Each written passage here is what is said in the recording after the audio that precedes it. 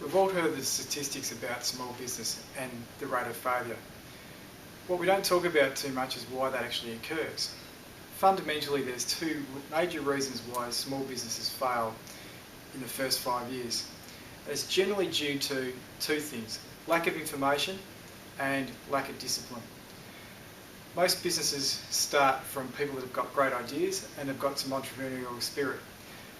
But what they don't always have is information and resources that they can apply for some of their knowledge that they may not have.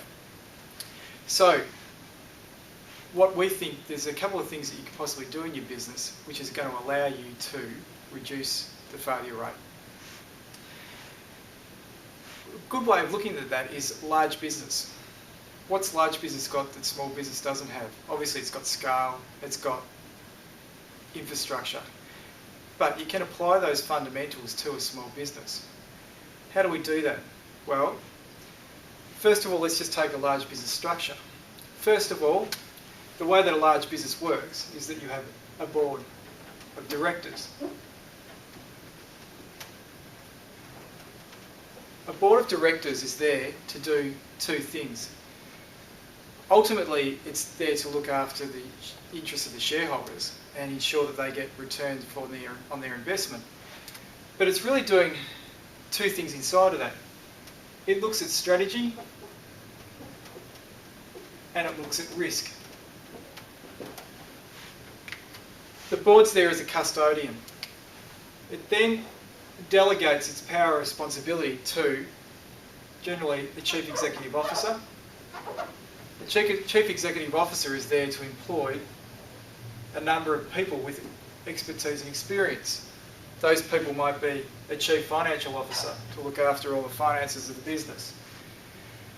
Sales and marketing, product development people, human resources. All these people have got different disciplines. In a small business, we generally don't have that luxury because we tend to be all of these things.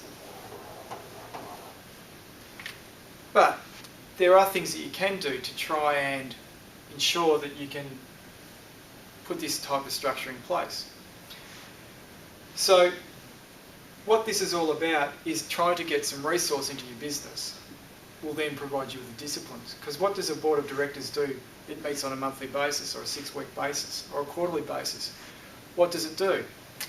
It says, okay, we're here today and we want to be generally there tomorrow. That's called its vision. So most businesses, small businesses, don't have a clearly defined vision about where they're going and what they're doing. So that's one thing that you can start to think about in your business, is to give it some real discipline and give it some vision. Once you've got some vision and you know where your destination is, now we need to look at it and say, how are we going to get there? Now we're here today, as I said before, we want to be there tomorrow. This line represents the map or strategy. So now we're starting to clearly define the map on how we want to get to where we want to get to, which is part of a board's requirement. In a small to medium-sized enterprise, generally the stakeholder is all these things. Now, it's time for the stakeholders to think about, or the directors or the owners of the business to start to think in this particular way, to say, where are we going to? Why do we want to get there? And so it's about setting the vision. Once we've got the vision set, we need to ensure that the strategy is actually defined. And that can be done through many different ways. Obviously, business planning is the most traditional way of doing that.